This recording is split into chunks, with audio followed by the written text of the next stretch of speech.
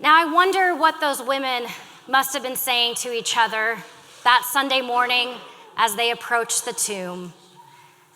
Were they quiet as they walked to the cemetery? Were they crying or weeping? What were Mary Magdalene and Joanna, Mary, and the other women, what were they feeling as they prepared the spices for Jesus' burial, as they made that trek to the spot where Jesus was buried?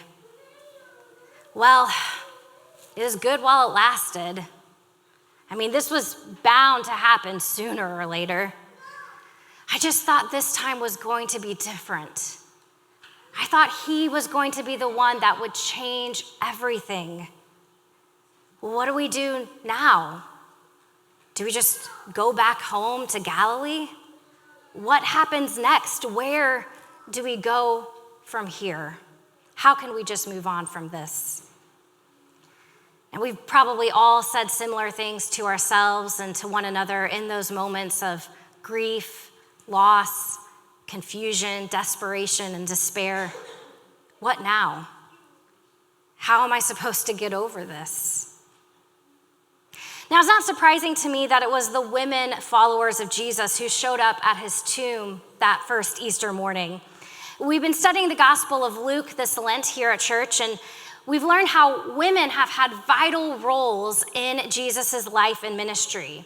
These women, they were Jesus' disciples right there alongside the men. They were with Jesus the whole time. And even you go back to the beginning in Luke, of Luke chapter 1, it was a woman.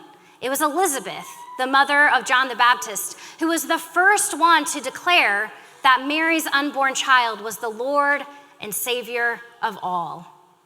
Mary then, as we talked about, became Jesus' first disciple, the first to believe in him, the first to follow him, as she sang this magnificent song about God's reassurance and the deliverance that he would one day bring, that one day her son would come and make all things right. And then during Jesus' ministry, it was the women who financially supported him, who funded his journeys and his travels. Jesus took time to lift women up, to heal them, to amplify their voices. In some of his parables, he even made women the heroes of the story. Women traveled with Jesus. They listened to his teachings. Women even invited Jesus into their homes and ate with him and anointed him with oil. Along with the other disciples, the women had heard Jesus' words that he must die and be raised back to life again. But at the time, nobody understood what he was talking about. And then the angels at the tomb that morning, they confirmed that these women had been with Jesus when they said, "Remember what he told you. Remember what he told you while he was still in Galilee, that the Son of Man must be handed over to sinners, be crucified, and on the third day rise again." This leads us to assume that the women were within Jesus' inner circle of disciples as he told them this prediction. And these same women were the ones who courageously followed him to his death, witnessing his crucifixion, his pain and suffering on the cross, even when most of Jesus' other disciples had abandoned him, had run away and hidden. And it was the women who saw where Jesus' body was laid. They were the ones who met together to gather the necessary supplies, to prepare the spices for his burial. So it's no wonder, it's not unusual, it's not unordinary that it was the women who showed up to Jesus' tomb that first Easter morning. In fact, every single gospel account, Matthew, Mark, Luke, and John, all affirm that it was the women disciples of Jesus who first showed up at the empty tomb. And because of that, women were the first to hear this good news that Jesus wasn't there. He had been risen back to life. And likewise, God then entrusted these women with the most important task of all, sharing the good news of Jesus' resurrection. Even through his resurrection, Jesus continued to lift up the voices of women. Women were the first to proclaim the gospel message, but they weren't believed. As I mentioned earlier this Lent, women in Jesus' day were not considered reliable witnesses or credible sources. Women were not allowed to testify in court. So if you as a woman had some wrong or abuse done to you, you had to get a man to come and argue or plea on your behalf, to advocate for you. And so it's no wonder that the women who proclaimed Jesus' resurrection were not believed at first. Luke 24, 9-11 says this: when they returned from the tomb, they reported all these things to the 11 and to all the others. It was Mary Magdalene, Joanna, Mary the mother of James, and the other women with them who were told these things to the apostles. Their words, though, struck the apostles as nonsense, and they didn't believe the women. Peter and John and James and the other disciples, they dismissed the women's words as idle talk, as nonsense. One translation I read this week, it says that the women's words were stupid, useless talk. They must have thought that their message was the delirious, wild ramblings of someone who was in deep grief, someone who hadn't gotten enough sleep. And so their message was overlooked as hysteria, and their witness was not taken seriously. I wonder how that must have crushed these women's spirits, to not be taken seriously by their friends, their fellow disciples. And how many women throughout history have been dismissed and overlooked and ignored? How many women have been silenced and shut down?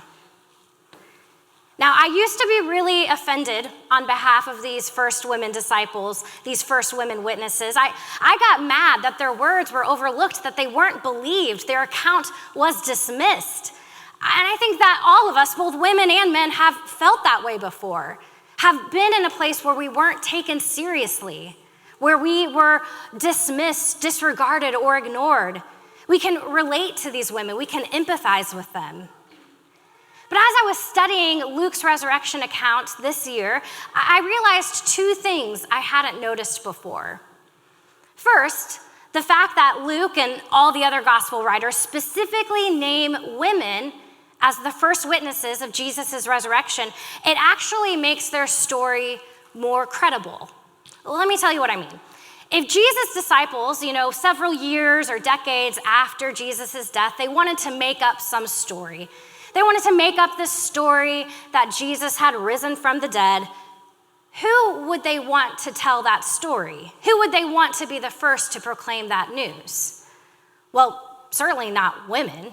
Women couldn't be trusted. Women couldn't be believed. If Jesus' followers were just trying to pass on some lie that Jesus had risen from the dead, if they wanted to make it credible and more believable to other people, they would have had Jesus' resurrection first witnessed by men, credible, reliable sources. If they wanted this story to be believable, they would have chosen more reliable narrators as the source of their information. But because it was women who first witnessed the empty tomb, the account of the resurrection actually has more credibility, because sometimes the truth really is stranger than fiction. Now, the second thing I noticed about this passage in Luke is that the gospel writer intentionally includes this tidbit that the women were not believed. And it's almost like Luke is having like a wink and a nod to us as the readers, because we all know the end of the story.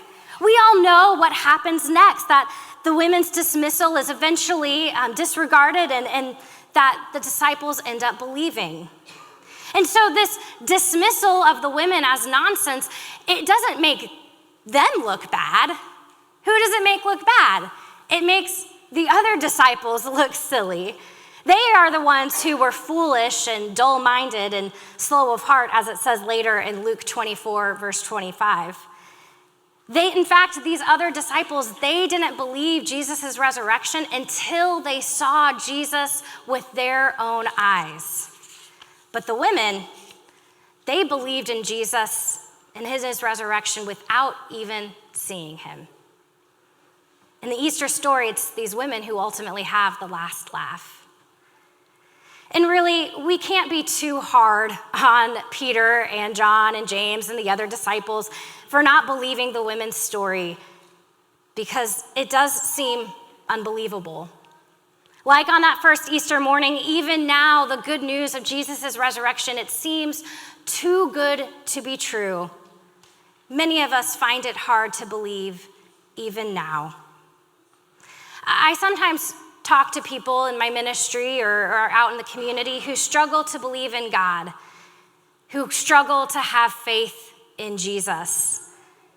And a lot of times they don't believe in God because of all the pain and the suffering in the world.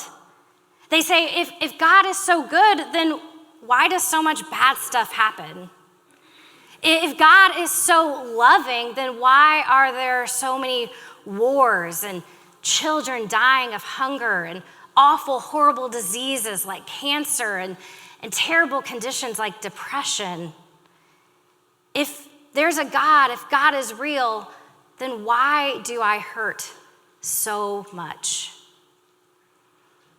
But I actually think the Easter story is a good answer to those kind of questions. Because the Easter story, particularly the story we heard on Good Friday, it reminds us that God suffers too. God the Father didn't spare his own Son from death on the cross. And if that's true, then what makes us think that we are any different or we are any special, that we might avoid pain and suffering? And through the incarnate Christ, God in the flesh, Jesus underwent suffering, agony, pain, and death. So it leads us to believe that suffering is inevitable. It's a part of life. Something that even God experienced. So God knows what we are going through. God is deeply familiar with our pain and our suffering and our heartache. God understands what it's like to be rejected, to face pain, to face injustice, to be wrongfully accused, and to not be believed. But the Easter story, it also reminds us that death and suffering do not have the final word. Christ's resurrection tells us that tragedy and pain do not have the last say. Christ's resurrection tells us that evil and death will not prevail in the end. Christ's resurrection tells us that goodness and love will ultimately triumph over fear and hate. I love how Reverend Adam Hamilton writes in his book on Luke. He says that in Jesus' death and resurrection, light conquers darkness, love vanquishes hate, and life defeats death. The death and resurrection of Jesus shows us that these powers of darkness, evil, sin, sickness, tragedy, and death will ultimately be defeated. Through Jesus' resurrection, God created life where there was only death before.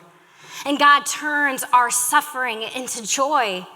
God gives us peace and courage instead of fear and despair. God brings hope and possibility even out of unbelievable situations. Through the resurrection, God powerfully demonstrated that light and love and life have definitively defeated hate and evil and death. Through his resurrection, Jesus ultimately had the last laugh. Through the resurrection, I love this little tidbit. God was still lifting up the lowly, the women, the ones who were not believed, the overlooked and the ignored, and gave them the honor of being the first to know that Christ was alive and the first to proclaim Jesus is risen. Now, I have a bit of a confession to make. Usually, I dread writing my Easter sermon. For us pastors, there's always just so much pressure on this day. We know that there's going to be people visiting from out of town and friends and family here, so we want to make sure we say just the right word. And we have the challenge of telling this age-old story in a new and refreshing way, in a way people hadn't thought of before. There's a lot of pressure on us. But I have to tell you, this year I had no problem writing this sermon. Because this year, and maybe this is true for you, this year I've lived through some pain and some suffering and some grief.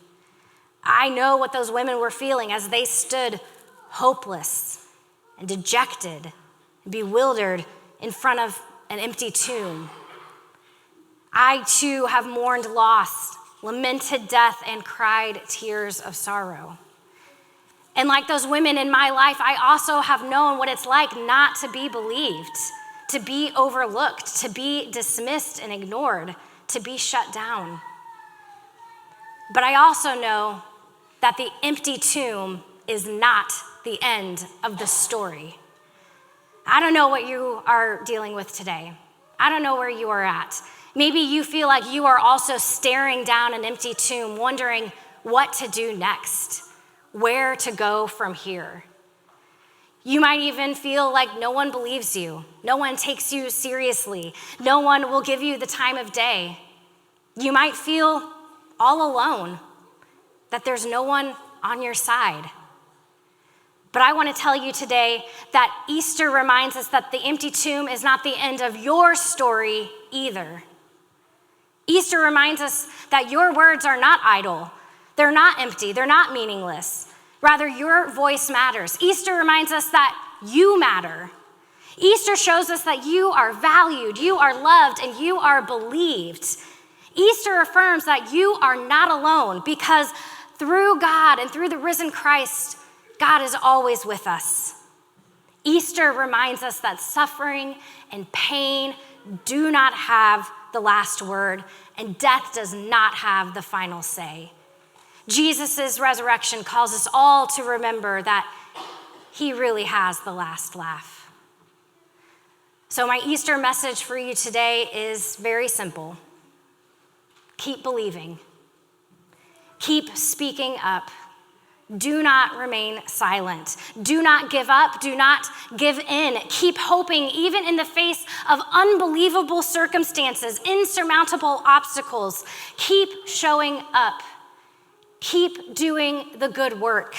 Keep the faith even in the face of overwhelming odds. Keep loving even when hate seems to rule the day. And keep living even when death seems to threaten to drag you down. Keep believing. Keep hoping. Now, as I close, we're going to transition into one of my favorite songs to sing on Easter. It's right up there with Charles Wesley's hymn that we sang earlier. But as we listen to the words of the song, you're invited to sing along if you know it. I want you to remember that death and suffering and pain do not have the last laugh. They do not have the final word. And because of Jesus, your story is not over yet.